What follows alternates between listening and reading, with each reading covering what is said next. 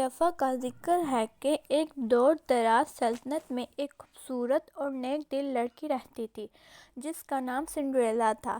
وہ اپنی ظالم سوتیلی ماں اور دو حسد کرنے والی سوتیلی بہنوں کے ساتھ رہتی تھی۔ ان دونوں بہنوں کو بہترین لباس اور زیورات پہننے کا شوق تھا، جبکہ سنڈریلا کو پرانے کپڑوں میں رکھ کر گھر کے سارے کام کرنے پر مجبور کیا جاتا تھا۔ اس کے باوجود سنڈریلا ہمیشہ مہربان اور پرامید رہتی تھی۔ وہ پرندوں، چوہوں اور دیگر جانوروں سے دوستی کر کے سکون حاصل کرتی تھی، جو اس کی محبت اور نرمی کے باعث اس کے ساتھ وفادار تھے۔ ایک دن بادشاہ کے محل سے یہ اعلان ہوا کہ شہزادہ اپنی دلہن چننے کے لیے ایک عظیم دعوت کا اہتمام کر رہا ہے، جس میں تمام ریاست کی لڑکیوں کو مدعو کیا گیا ہے۔ سنڈریلا نے بھی اس تقریب میں شرکت کا خواب دیکھا، لیکن اس کی سوتیلی بہنوں نے اس کا مذاق اڑایا، اسے روکا۔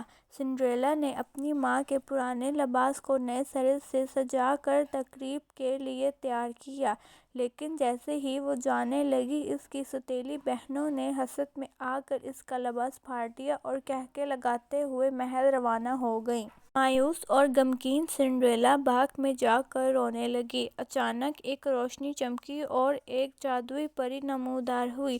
"تم کیوں رو رہی ہو، پیاری بچی؟" پری نے پوچھا۔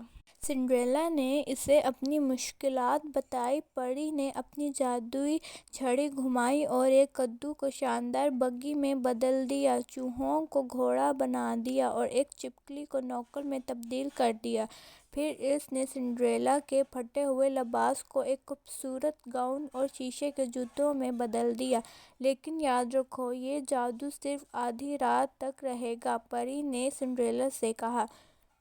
خوشی سے سنڈریلا دعوت میں پہنچی۔ جب وہ محل میں داخل ہوئی تو سب اس کی خوبصورتی اور نفاست سے متاثر ہو گئے، خاص طور پر شہزادہ۔ شہزادی نے پوری رات اس کے ساتھ رقص کیا۔ سنڈریلا کو وقت کا اندازہ نہیں رہا اور جب گھڑی نے 12 بجنا شروع کیا تو وہ بھاگتے ہوئے محل سے نکل گئی۔ جاتے ہوئے اس کا ایک شیشے کا جوتا راستے میں گر گیا۔ شہزادہ جوتا اٹھا کر عہد کیا کہ وہ اس لڑکی کو تلاش کرے گا جس کے قدم میں یہ جوتا فٹ آئے گا۔ اس نے پوری سلطنت میں جوتا آزمانا شروع کیا۔ جب وہ سنڈریلا کے گھر پہنچا تو اس کی سوتیلی بہنوں نے جوتا آزمایا، لیکن ان کے پاؤں بڑے تھے۔ تب سنڈریلا آگے آئی اور شہزادے سے جوتا پہننے کی درخواست کی۔ جوتا بالکل اس کے قدم میں آیا۔ شہزادے نے اسے پہچان لیا اور اسے اپنی دلہن بننے کی پیشکش کی۔ سنڈریلا خوشی سے قبول کر لیا۔ اس نے اپنی سوتیلی ماں اور بہنوں کو معاف کر دیا، حالانکہ وہ اپنی بدسلوکی پر شرمندہ تھی۔ شہزادے اور سنڈریلا کی شادی شاندار تقریب میں ہوئی اور وہ دونوں خوشی خوشی زندگی گزارنے لگے۔